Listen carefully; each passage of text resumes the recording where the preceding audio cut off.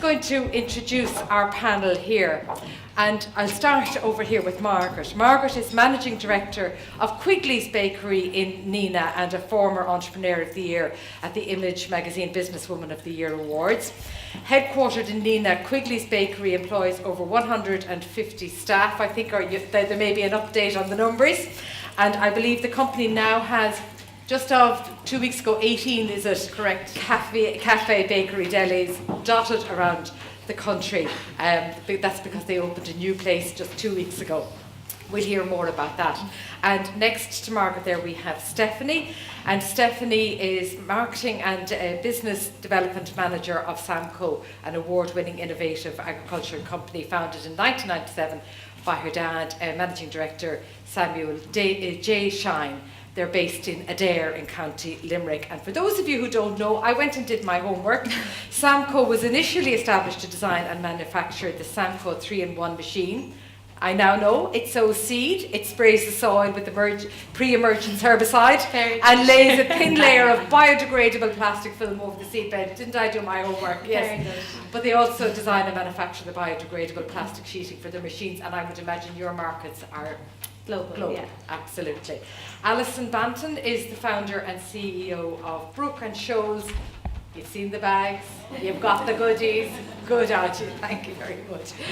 And Brook and Shoals was founded by Alison in Greystones, County Wicklow. Originally, I hear the rummaging now as everybody has a good look. Originally, Alison's wonderfully fragranced candles were sold only in her own shop in Greystones. However, an increasing number of inquiries from other stores to stock her ranges led her to scale up the business to meet growing demand. And now Brook and Shoals natural wax candles, home fragrance diffusers and natural body product range can be found in many high quality stores in Ireland and the UK and increasingly in mainland Europe. And this is very much a recent story, so we'll hear all about that and breaking into new markets and so on. Tara Lee Byrne is founder and CEO of Wicked, I love it, Wicked Wholefoods, an Irish owned company established in 2015. Based right here in Killaloo, Ballina. Where are you? Just out the road? Which direction? Across the way. Across the bridge, is it? Yeah, across the bridge. That's it, if you're out walking. Tara Lee Byrne is a professional certified raw and whole foods chef, touring and performing cellist. Wow, a string to her bow. And yogi. Inspired by her travels working as a raw and whole foods chef in yoga retreat and health and wellness centres in India, Australia and Asia, Tara Lee realised no wickedly healthy granola existed on the market. Is that true? True. Nowhere. Anyway, you went and filled that gap, and I'd say a lot of hungry tummies as well at the same time, and going from strength to strength. Marion Murphy Cooney, who's here, founder and creative designer at Marion Murphy Cooney Designs. Marion has been working as a fashion designer since 2005, building up a following both locally and nationally for her eponymous label. Having started in the kitchen, I believe, in Limerick, she's opened her atelier in Nina and County Tipperary, where she offers her couture service alongside her ready-to-wear MMC collection. I presume this is one of yours. It is. Gorgeous. Absolutely love it. This is the panel, ladies and gentlemen.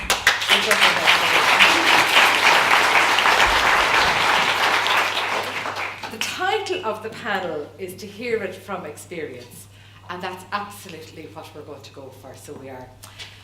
What about yourself? Let's start there, Alison, and go with you. This is a whole new, you're fairly recent, the company only, what? 2010.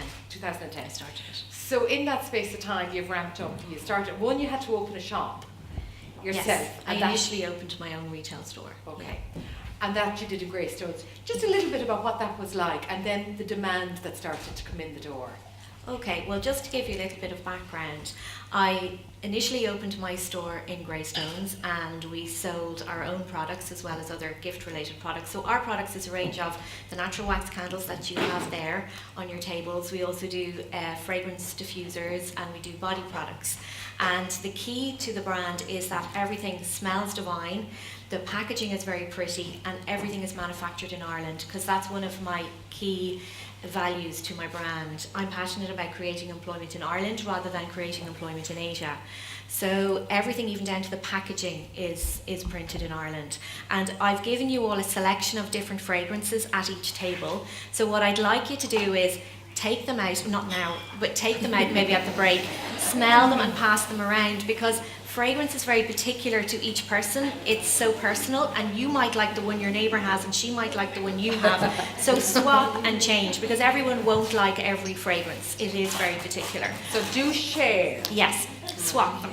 Everyone will go home with one, but make sure it's one that you really like. Because there's a mixture of florals, citrus, woods, fruits, so there's a lot of different fragrances there.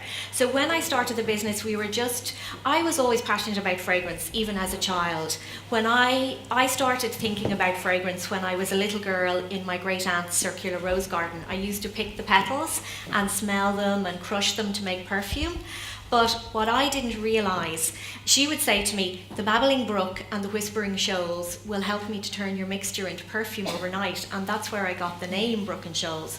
But what I didn't realise is that she would actually spray perfume into the mixture overnight, because you can't really do anything with petals and water except make a bit of a mucky mess.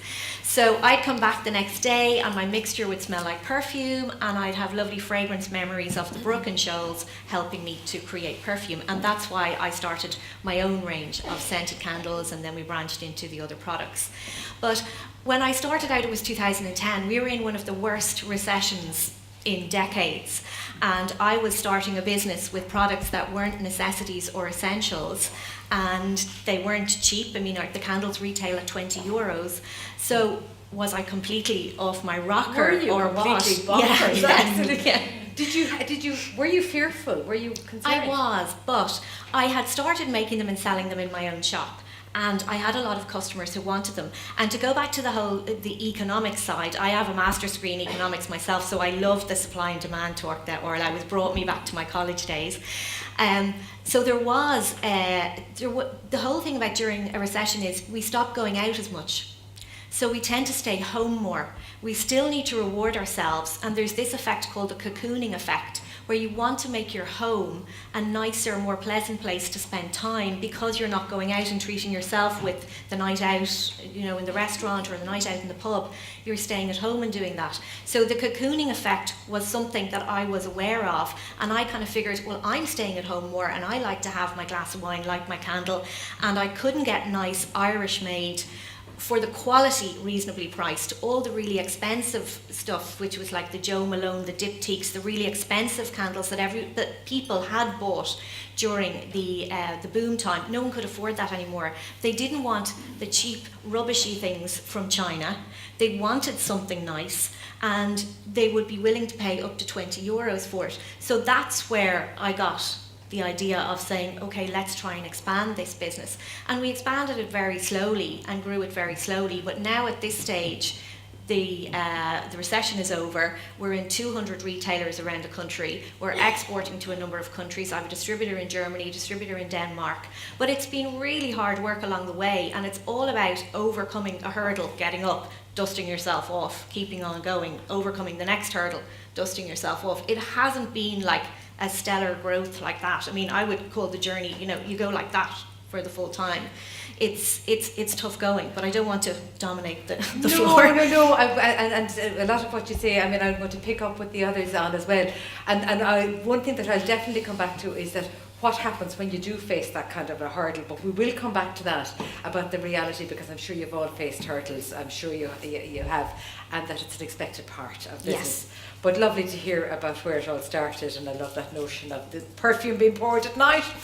Margaret, just to come to you now, perhaps, because how long is your business established? 1890. It's over 100 years old. It's a fifth generation business. It's when I got married to my former husband, I joined the business, and we took it from one store with 3 staff up to 18 stores 2 weeks ago, employing over 180 staff. So it has been a journey, and as Alison says, it hasn't been easy. Being in business, no matter 180 staff around you, managers and all the rest, you're on your own. I met one lady out there this morning, Marion, and she travelled here today, and she's on her own. But it doesn't, when you're on your own and people around you, you're still on your own when you're making decisions. And you can go into that place and it can be very lonely. So that's why we need today, we need the enterprise board, we need all the people around us, because it is very lonely.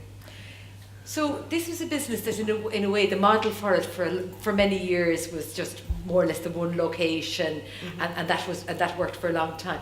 What made you decide that this was something that you could I suppose branch out with and diversify, spread your wings, as it were? What made you decide to do that? I suppose it was cobwebs we came from. We had cobwebs. I remember getting old paint tins. I didn't go out and buy paint. I got old paint tins when the EHOs came in. We painted the walls. We had tobacco brown doors that we painted, and it was just a bakery making yeast bread.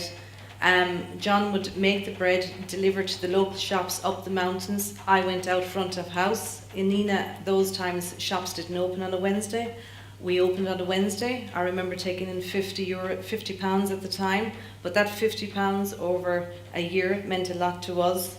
So it was true hard work. And then I suppose our dream was we were wholesaling. As the business grew, we were wholesaling to some great stores in Nina. But competition spread, and we had the bread wars, and we had all that. And our dream was to expand. And I suppose every Wednesday we would go to the city and we would walk Limerick looking at the city to see where could we branch out into, what opportunities were there. And that took years and it took money. But I suppose our idea of growing the business was from cash flow. So we worked very hard and put all our money back into the kitchens and the bakery. And I remember one time going back 25 years ago, we bought a machine that would have cost around £70,000 at the time. We could have taken that money and run, but no, we said we were going to put that machine in because it was going to build our business.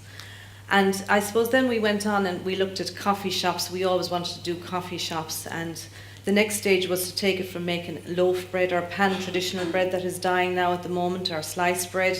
You can get sliced bread anywhere, but ours is made fresh every evening. And it doesn't have all the preservatives that you're getting in the shop. So I suppose the only sweet product that we made was a brack. So we made bracks, and then we wanted to go into confectionery. So we then decided we were going to go into making eclairs and cream sponges.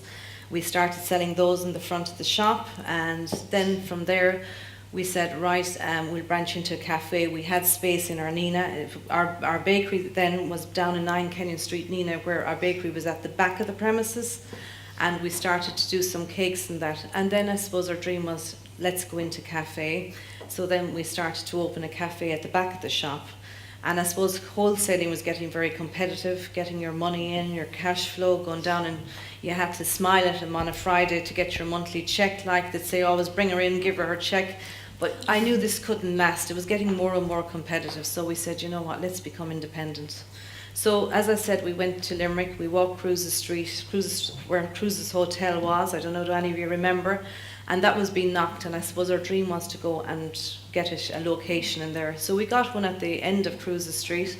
And at the time, we were lucky enough to be able to buy it. But we did buy it, and we were fitting it out. And just before we opened the shop, we got a call one day to say there was another bakery shop going in across the road from us. And the coincidence was my former husband's name was John O'Connor, and there was another John O'Connor. They were Connors as Menace. They're still there. And we said, what are we going to do? Like, we've put everything into this. So we said, look, get in there. We'll get open before them, and we'll start working. I always remember going to the car park trying to do a deal, and I said, I'll be here till I'm 65, like how much can I get the car park for on a weekly basis? And at this stage I also had family, like I had I was expecting my second child, Peter, and I said, oh, let's get in there. And I remember employing a staff member, and we take in maybe £70 a day. But that £70, we slowly built it. There was no such thing as marketing or advertising.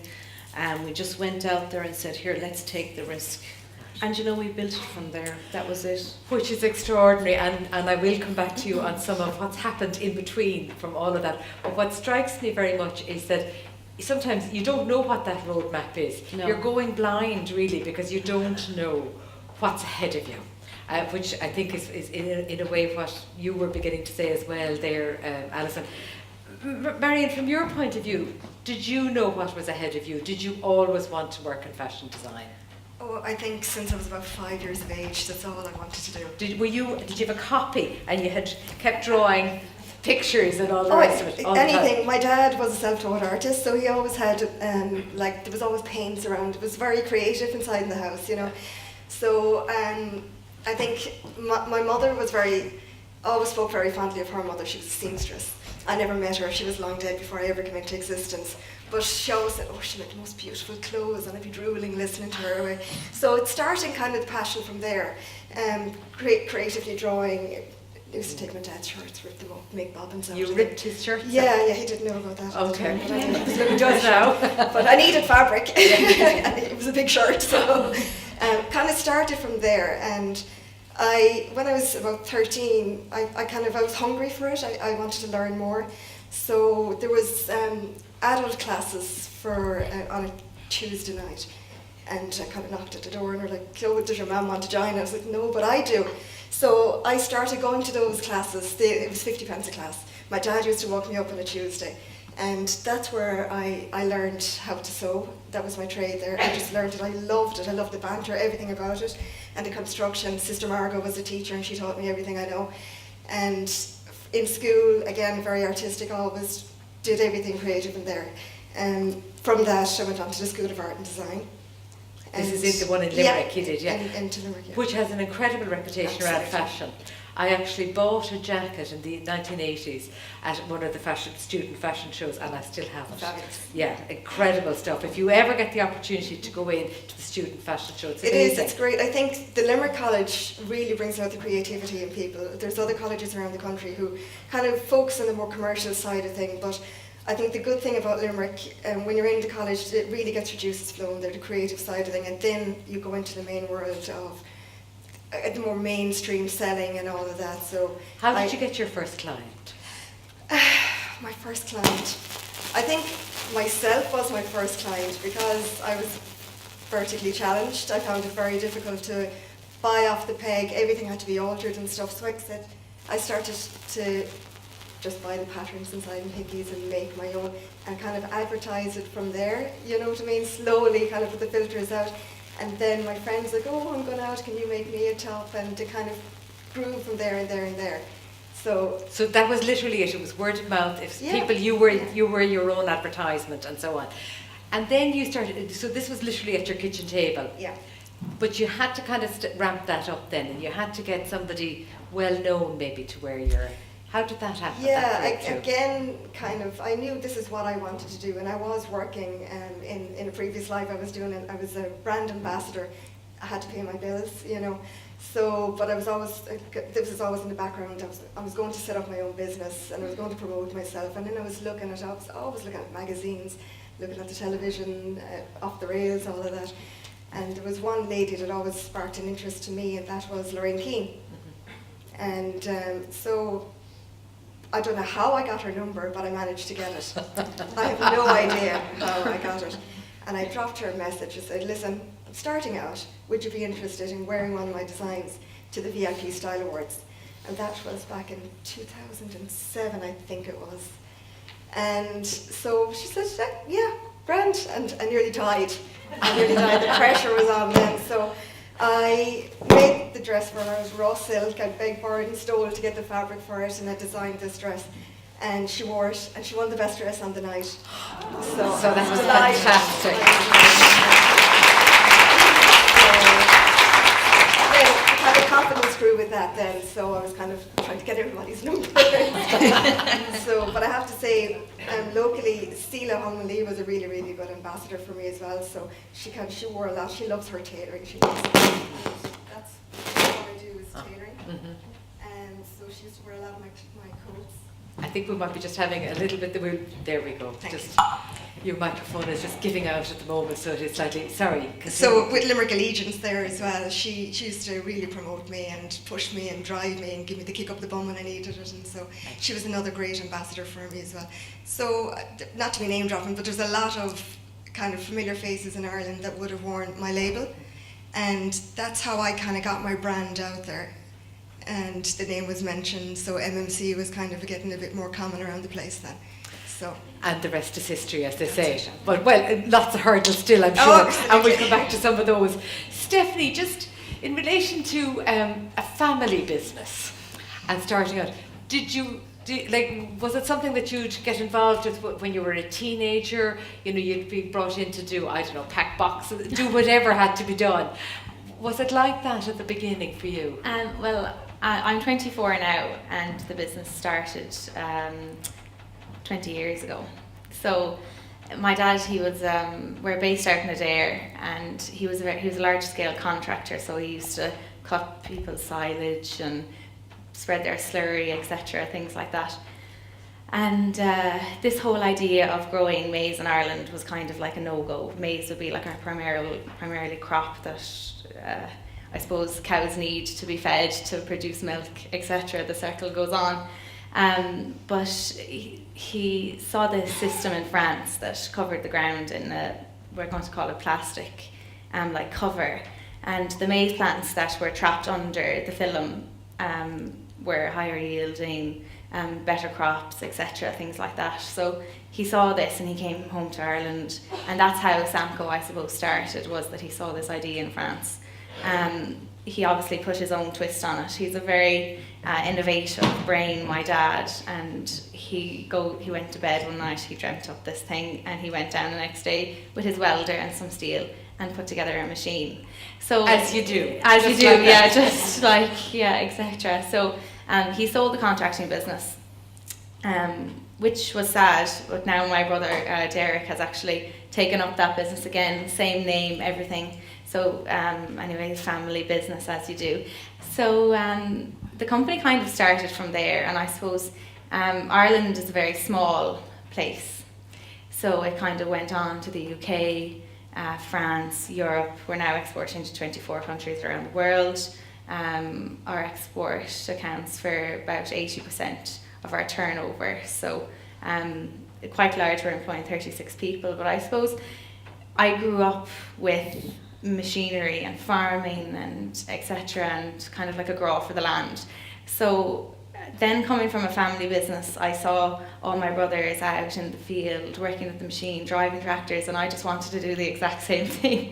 Do you know, I was 8 years of age and I was driving a tractor around the yard, like, forbid if anyone saw that in this day and age, they'd be like, oh my god, she's cracked. But do you know, it was just, and I grew up on a farm, we had a dairy farm, so like I kind of wanted to be one of my brothers. I have 4 older brothers who were all involved in the business in some shape or form, and our business just expanded from there. And you just, like, because it's a family business, like, we do fight, we do argue, but like when the pressure is on, we are like the tightest family. We push each other, we encourage each other, and that's how the business has, I suppose, evolved to what it is today. And you know, it's always evolving and new things and all that. So coming from a family business, it's a real there's just, I don't think you'd find anything else like it in another environment. You know, it's just, it must have the most extraordinary dynamic, and as you say, when the rows happen, they're probably big. You find a door and you just go. But my dad always says you can never you can fire an employee, but you can't fire your family. So. There you go. If your own expertise now, you're working in marketing now at this stage. Is that, you know, when you say you wanted to drive the tractor and you're, you know, interested more in the machinery, and you've now ended up in marketing, is that where you want to be? No, to be honest. Oh. To be straight out with you. Like, Let's hear the story. Okay. When I was 18, did my leaving cert. I went to school in Villiers in Limerick, and I didn't know what I wanted to do. I think it's really hard for people at the age of 18 to, like, some people know as a child, this is what I want to do, but for me, I just had such a happy childhood. I had, like, my horses and the farm, and I was just so happy. And then I had a great childhood. And then at 18, they're like, you know, you have to go to college, and I had equine science and veterinary nursing and all this. And I went away and I travelled. I lived in the UK, I lived in Australia and New Zealand. And then I came home and I said, okay, I'm 20 years of age, I should probably, like, do something with my life. So I went home, I worked for the business, and I got really involved in it, and I kind of got hungry. I found that I had this, like, ambition inside me that I never knew I had. And then all of a sudden I found myself taking on these roles in SAMCO, and, you know, things had to be done. And I often say, you know, some people say, oh, what's your job title? And I just say, no one knows what I do until I don't do it, kind of a situation. And then I decided that like one day I'd love to own my own business, whether it be a part of SAMCO or kind of like use SAMCO as kind of a backbone to start my own business. So I'm in a very good position in that instance. But last year I went back to college as a mature student to study agriculture, and at the same time still doing all my jobs in SAMCO because my brother is ringing me being like, did you email that person, did you do this, did you do that? So it's difficult. I'm very, very busy, but this is what I want to do. When you have, like, some people say, oh, you don't need an education, or like, I'm so successful without it. And I think,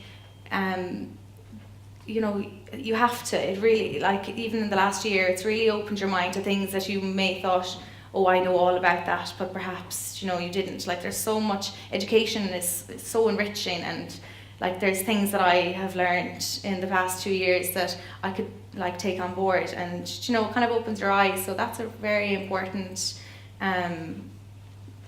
I suppose, aspect of people's development, etc. Yeah. So, and that will help you to clarify this period as well. Will give you that absolutely period of where you begin to identify what you want. Yeah, and I suppose it opens your eyes to see, like, oh, there's a gap there, I could fill that, or, you know, there's a business opportunity, I could start something here, or, you know, but I am in a very lucky position that I can branch off using SAMCO as, I suppose, a backbone to where I would like to start. I'd say they work you hard enough now. They do, yes. Tara Lee, you've travelled the world, you've been around, and then identified the gap, literally no healthy granola. So what were you serving them instead? Were you making it up each time and serving them when you were cooking around the world? My original profession is as a professional cellist, and that's what I've done my whole life. But 4 years ago, I decided I came to a crossroads. I have a music academy here in Killaloe, and that's been going 8 years and very successful. But then about 4 years ago, I decided, okay, I wanted to follow my other passion, and that was I wanted to become a professional Wholefoods chef. Wholefoods meaning unrefined, essentially vegetarian, vegan, and raw. So I got a wonderful colleague of mine in the music academy to take over as the director, and I said I'm going to travel the world and get my qualifications and then work in yoga and health and wellness centres, and, you know, tap into the market that I wanted to be working in, I wanted to learn from, and I wanted to see what was evolving. I didn't know I was eventually going to come back to Ireland and launch what I launched, Wicked Wholefoods, but at that stage I decided, okay, I'm going to just do this. So you were up for the voyage of discovery, as it were.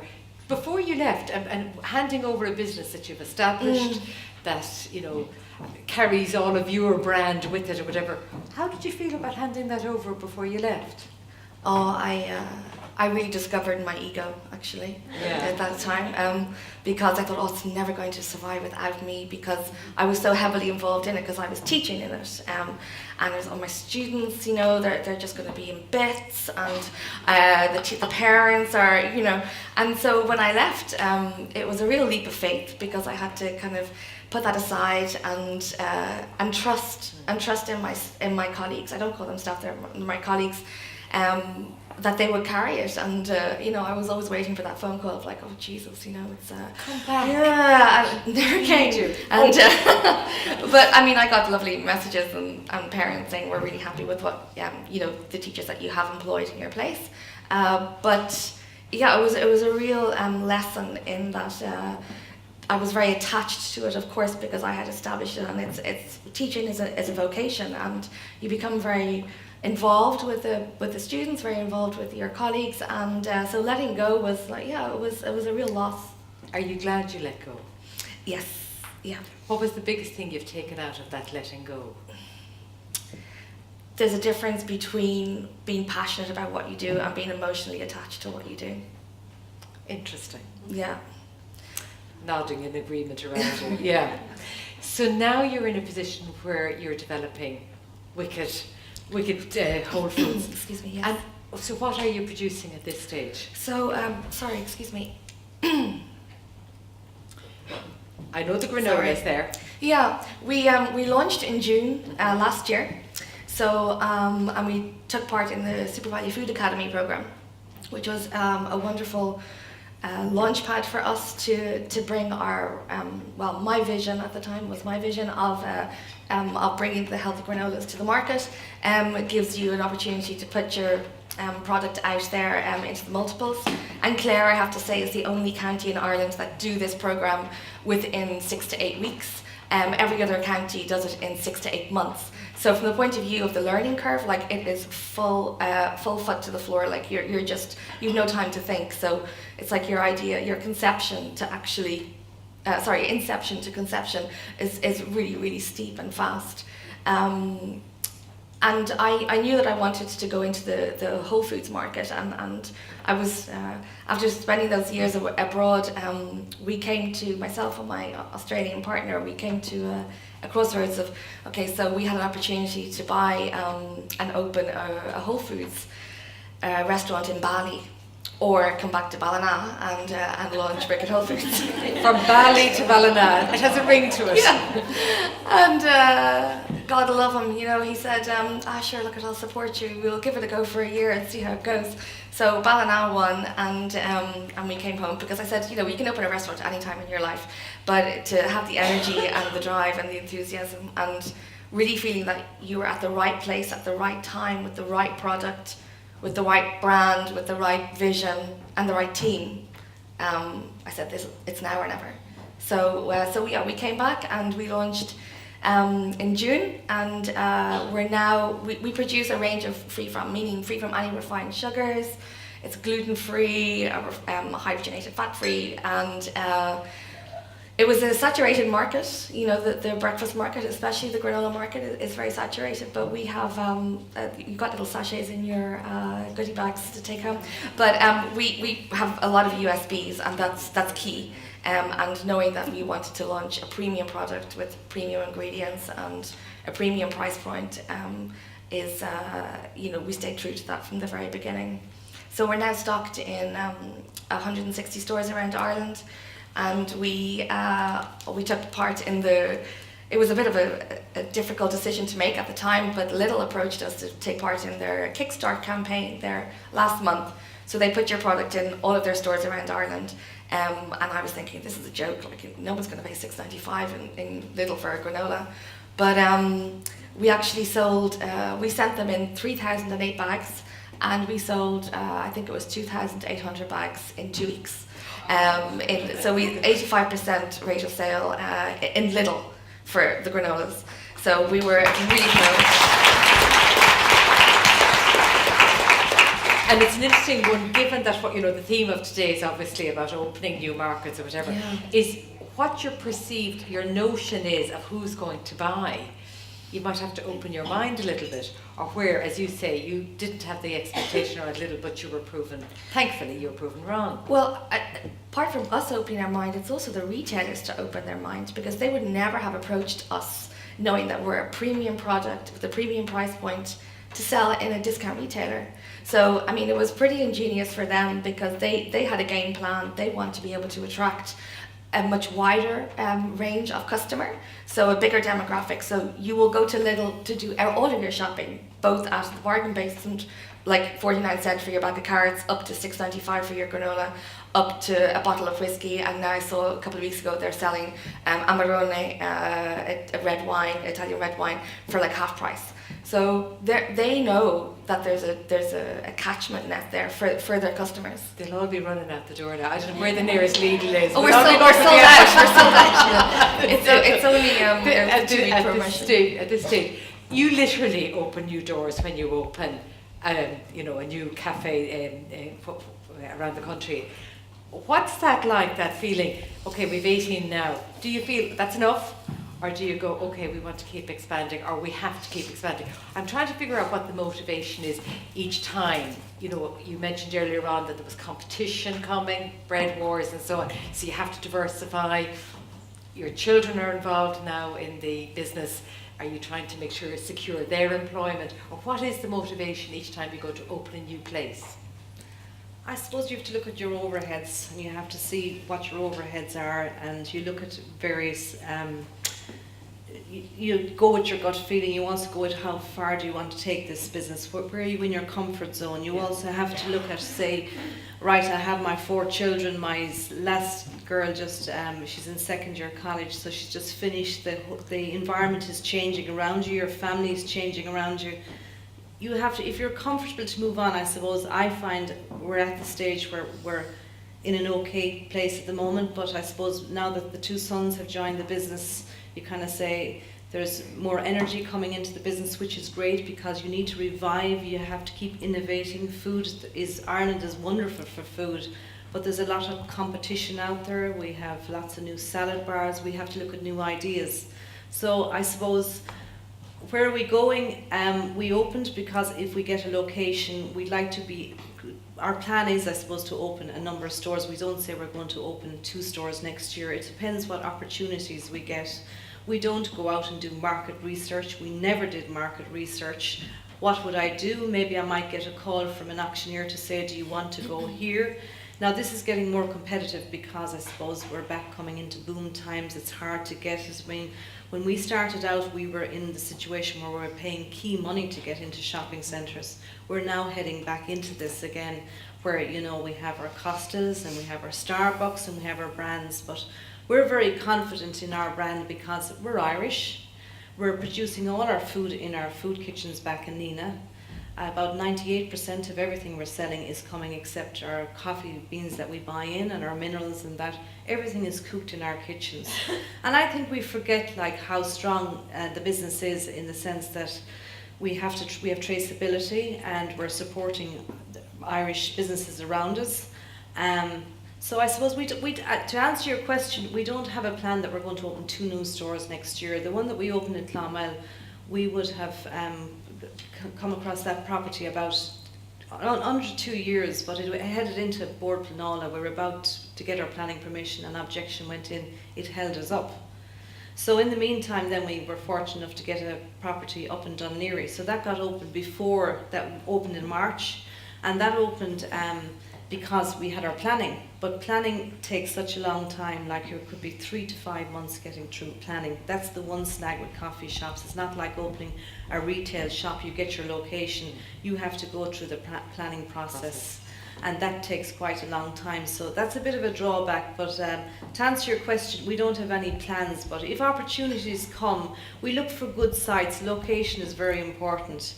I suppose you have to take into account now rents are moving again. There's still good opportunities out there in the towns. I'm more keen to go to towns like, say, Clonmel. People would have said to me, oh, what are you opening in Clonmel for? I mean, it's been great for us. There's still queues. I know we're on our honeymoon period. We get 6-week honeymoon period, and yesterday I got an email at 7 o'clock, you know, what's going to be the target for this shop when it settles, when I call the honeymoon period is over.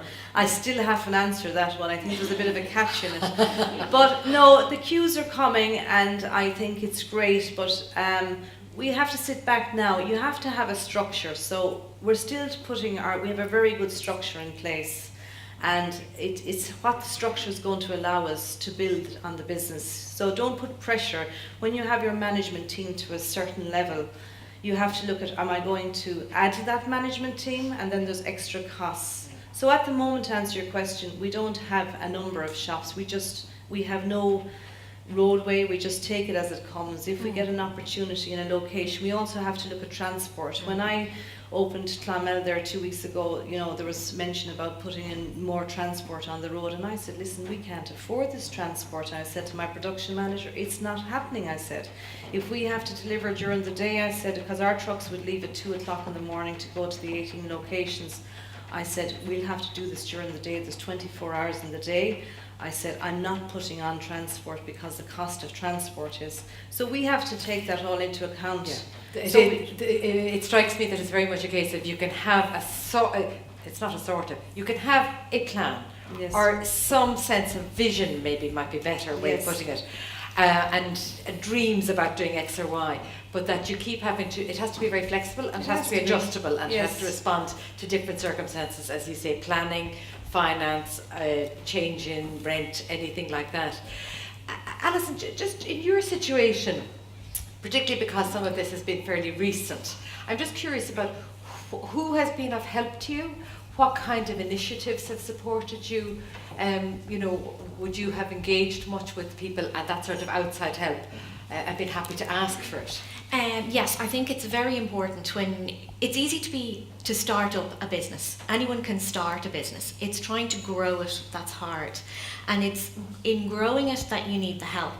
So you can just employ yourself, but to get to the stage of having your first employee, your second employee, and starting to really expand your client base, you need help in terms of financial help.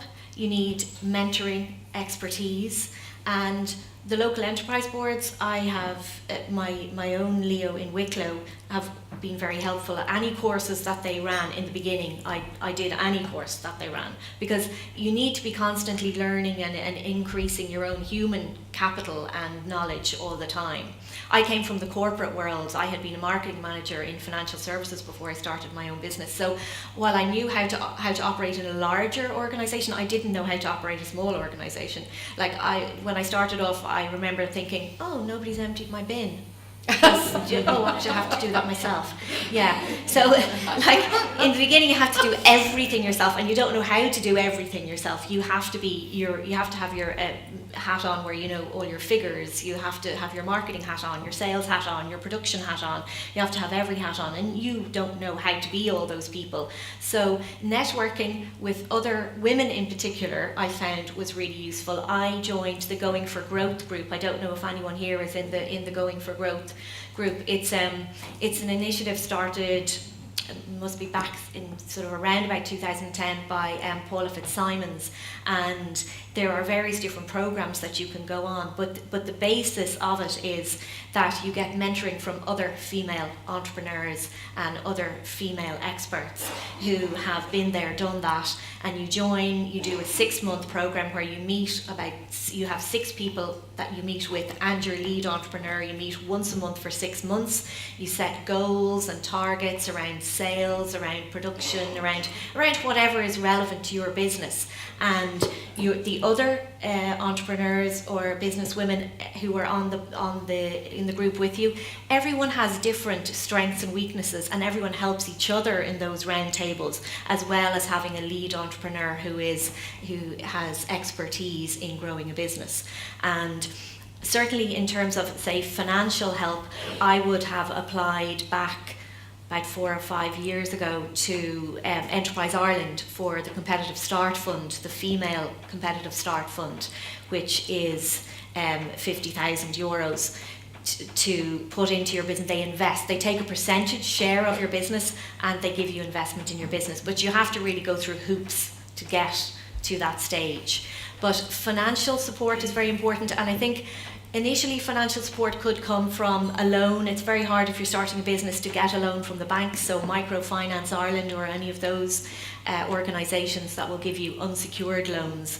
But I would say before you start going to borrow money, make sure that you've done your sort of market validation, that you've got the right product market fit for your business, that you've done a business plan, that you know who your customers are going to be, who your clients are going to be, how you're going to provide the service, how you're going to increase it. And as I say, going to your Leo, going to female networking groups will really help you with that when you're starting out in business. One thing that you hadn't really probably experienced before was the whole idea of getting somebody to manufacture a product for you. What was it like, or had you worked with that before? In the beginning I made everything myself. Right. I manufactured, but that was when I was just doing it for my own shop. Mm-hmm. So I had to go on the courses to learn how to do them. I studied fragrance development in Grass Institute of Perfumery. I went on courses for candle making, courses for body product making in the UK. I went on all those courses, so I knew how to do it. And presumably then when you go to talk to a manufacturer, because you've had this wealth of experience and have actually done it literally, you've been very hands-on, that makes a huge difference then, because you're talking the same language. Because all I was doing, in order to scale, if you really want to grow your business, you can't be the one making everything. So if you want to scale, sometimes you have to outsource your production, or you have to borrow lots of capital, like you were talking about, to get the machinery to do it in-house. And at the time I couldn't do that. I could only produce a certain amount myself. So then in order to scale it, I wanted to outsource my manufacturing to other Irish manufacturers. But what I do is I send them all the ingredients, I send them all the packaging, I send them the specification sheet of how I want it produced, because I've already made it myself and I know how to do it. And you know what it should be like. Yeah. Marion, your circumstances are somewhat different because, am I right in that you're happy with the scale that you're at the moment and the size that you're at the moment, and that you don't see yourself outsourcing production or whatever, you're keeping it more in-house. Am I right in that? Kind of. I think I'm at a crossroads now where my business is growing. I take very much pride in that I do manufacture everything in Nina. Everything is all done in-house, and I think a lot of my clients appreciate that as well. But meeting the demand, and because my ready-to-wear label, which I set up back over 4 years ago, that's growing now, and a lot more people are looking for it, a lot more boutiques are looking for it, so I don't have the manpower to physically do all of this myself now. So I am kind of looking at, okay, do I need now to outsource, like what you were saying, and to develop this a little bit more as well. So is that scary? Daunting, absolutely. I mean, it was daunting going from the kitchen table to my attic to doing a pop-up shop in Limerick and now owning a boutique. But every step, you have to drive yourself. It's yours, so you're going to do it, you know. So what will help you in this next stage, or what do you think is going to help you in this next stage in the development of your business? Well, I think it's advertising and branding and knowing that the demand is there, that people are hungry for it and they want your label out there. So I think I'm going to take the next step to yeah, and you kind of know the demand is there, but it's actually that transition into maybe somebody else manufacturing or whatever. Yeah. How do you make that step? For my very, very first collection, I did get it manufactured in a beautiful couture house in Italy, and it was overwhelming. But I went in with like sparkles and all delighted, and I saw the sun, moon and the stars, and I wanted everything, but I wasn't educated in the business side of things. So I learned an awful lot of mistakes from that very, very first collection, that now that I'm going to go in there a lot more wiser when I am going to develop it a bit further now, that I know I've learned from my mistakes. And you make, and maybe that you do go back to Italy or somewhere again, but you'll be older and wiser. Older and wiser, but I still, like, I have my couture label, which is the bespoke label, that's my bread and butter. Yes. That's all going to be done in-house. This is me. So as a client coming to me, they want something made, they want something unique. It's all done on hand for them, so. And I can completely identify with the need as somebody who's also vertically challenged for that service. So Stephanie, your position now, you're beginning to, again, you're at that transition stage. How would you feel about, you up to now, I suppose in a sense you've effectively been employed. Mm-hmm. How would you feel about transitioning into being an employer? I suppose it's very daunting and it's very tricky because when it's your own business, and I'm sure you'll all agree, that it's so hard to understand why the staff don't act like you are as passionate as you are about your business.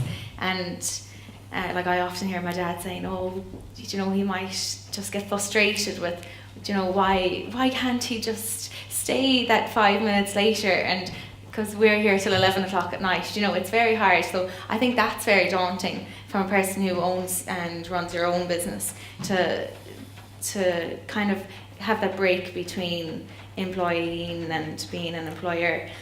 It's very daunting. Like at the moment I'm in college, I'm still doing all my SAMCO jobs, and yet I'm like doing my business plan and how am I going to do this, and structure, and it's very important. It may be daunting, but it's not going to deter you from developing. No, it can't. You can't let fear of wanting to do what you want to do, or like, you know, you have to reassure yourself, you have to reassure the people, you have to be determined, and ambition is like, you know, your goals in life. You have, if you want to do that, go and do it, but you have to know what you're doing. You have to be educated. You have to, you know, meet your goals and set yourself those goals. And, you know, you're gonna meet hurdles. You're gonna meet someone along the way who's going to say that's ridiculous. Or, you know, you might go to the bank manager and they might say, look, we can't do X, Y, and Z for you. You know, maybe try this. And there's a lot of people that will help you as well along the way, like, you know, going to those, you know, Limerick Enterprise, like they offer loads of those, you know, days. And like I've been to a few marketing things, and it has just changed. It opens your eyes, and it makes you realise, like, it's such a fast growing thing as well, marketing and all that kind of stuff. You know, you really have to adapt to it. You have to go to these things because it opens your eyes, and it opens up new things that, you know, will make such a small little thing could make such a massive difference to your business. Being open is really important. Yeah. And Tara Lee, just what's the biggest hurdle you've probably faced at this Cash stage? flow. Really? Didn't have to think. Just out there. How serious a problem?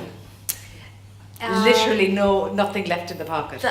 Well, just like yourself, we have a premium product that we produce that has very expensive ingredients. You know, when we're buying our raw organic virgin coconut oil, we've got to buy, you know, 600 litres at a time, and that's just one of our 18 ingredients in our granolas, you know, so we can't afford to have a lot of our cash flow tied up in stock, but at the same time, you have to have the stock there to fulfill the demand. So I'd say it's the same with fabrics. You know, if you want to have the most beautiful fabrics and high quality, because that's your brand.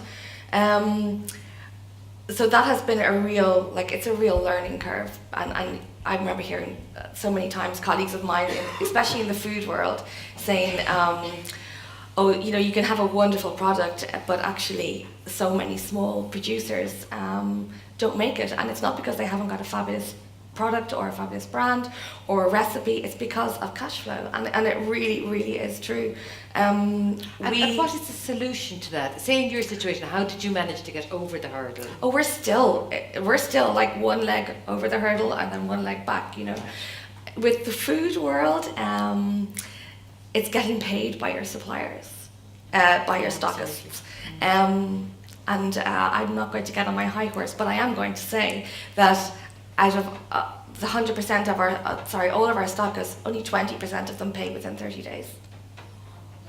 Everybody else nodding here. Yeah. And so you've got to, world, yeah, it's a nightmare. yeah, absolutely. And this is the way these stockists and these stores operate. You know, so your terms and conditions are just mean nothing.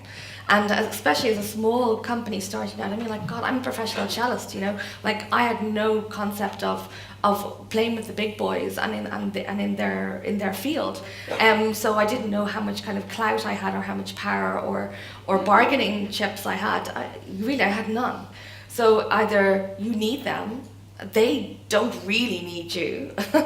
But yeah, it's if there's any reason why a lot of food producers in particular, and I can't say for every other industry here, but it's a real And the real only challenge. solution seems to be then to have as big a cash cushion as you possibly can. Yeah, you have But to. that's not easy. No, it's very difficult, especially, I mean, if you're producing a product that is quite cheap to make, then, you know, of course you have your hurdles and your obstacles, but they're relative within that field. But when you're working with a product, like if you want to order, like when I order my bags, I'm sure it's the same for your boxes, when I order my bags, I've got to order 10, 20,000 at a time. You know, and as a new company, I don't get Credit of any sort. No, not at all. So you have to have the cash there up front, and that's a real challenge. But I would agree with going on any of these courses that the local enterprise office in particular offer. Like, I just go to everything. My partner says, like, are you working at all? Like, you're just constantly networking. Yeah. Oh, we'll send back a report and say, worked really hard today. Yeah, absolutely. they're invaluable. And I just say one thing with regards to coming from another world of really the music world, the professional music world is so backstabbing and so cutthroat, because you have to be at the top of your game all the time. There's always somebody waiting to you know, take you down a peg, and you're only take as your good. bow, literally. Yeah, absolutely, and they're always looking to you're only as good as your last performance, you know, and people are waiting for you to make a mistake. So coming into the food world, and into this like business world, I am just astounded at how helpful everybody is. And everybody wants to tell you, and they're telling you about these grants to go for and these awards, and they're recommending you. And I'm thinking, God, no, there's an ulterior motive here. But it's actually, it's genuine. And I think if you think this is difficult, go into the music world, and then you find what's difficult, because everybody is so supportive. I have this on so many vision levels. of cellists out with their bows like this kind of, and literally Cutting strings before performances, tuning down your pegs, you know, oh, you've no idea. It's just vicious. I'll tell you what, somebody sit beside Tara Lee at lunch and get all the stories, because we want to hear them all, but that's incredible. And it's lovely to hear the positive about what I'm very conscious that suddenly the time is running away, and we're almost at the end of the panel discussion, and it's wonderful to listen to you all. Loads that we haven't or couldn't possibly chat about, and you'll have an opportunity later on to put questions. We're going to be doing a kind of, as I said, a large panel discussion or Q&A session at the very end of the day. So hang on to your questions, but also I'm sure over coffee or whatever, if anybody wanted to have a quiet word as well, you'll be happy to do that as well. Are there kind of any things that in particular that you found helpful at any stage? And, you know, not necessarily obviously the formal kind of, you know, supports that you've described already, you know, like the Food Academy or the enterprise offices or whatever. But what were the other things that any of you found helpful? You know, be it a book you read, or, you know, somebody that you saw speak at some stage, or a family member, your aunt, with her.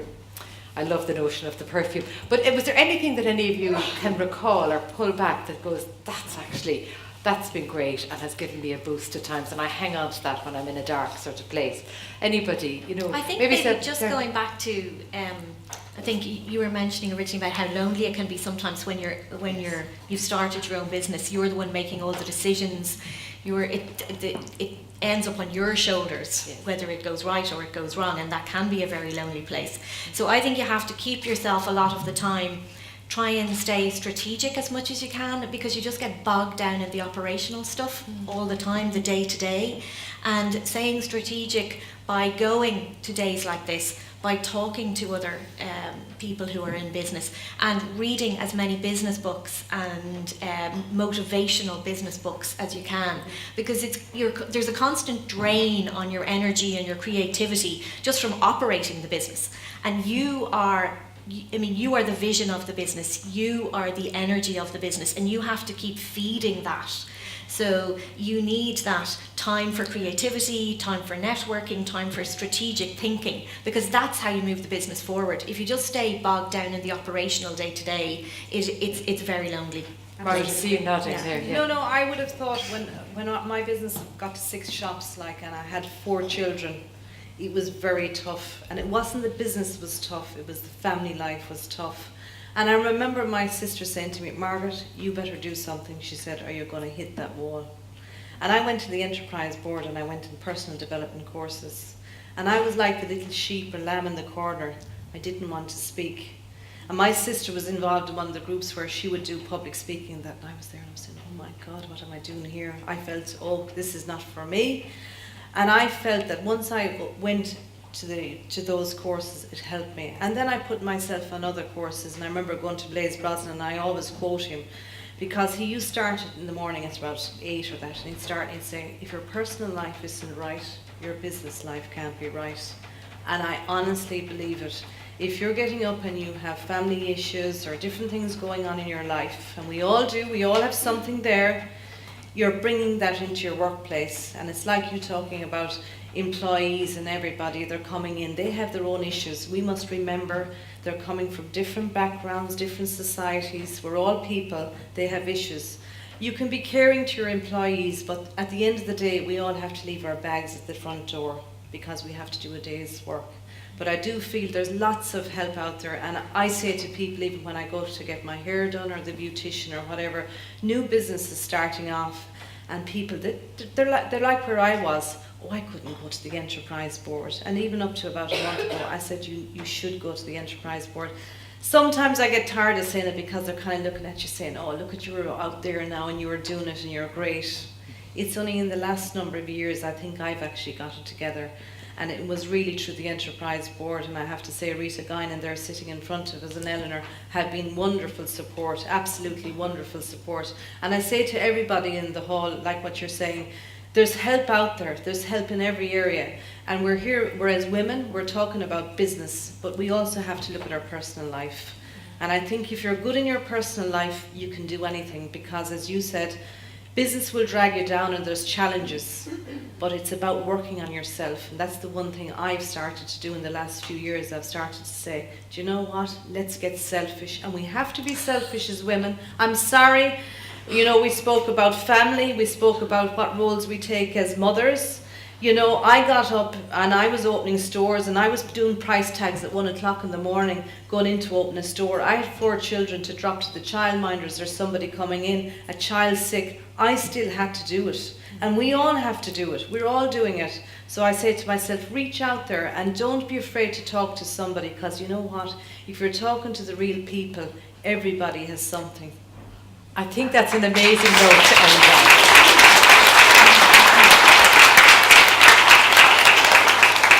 We could continue, because I know all of you have so much to say, and it has been such an absolute pleasure. On behalf of everybody, I just want to thank Margaret, Stephanie, Alison, Tara, Lee and Marion for being an absolutely wonderful, inspirational panel. Thank you all so much indeed.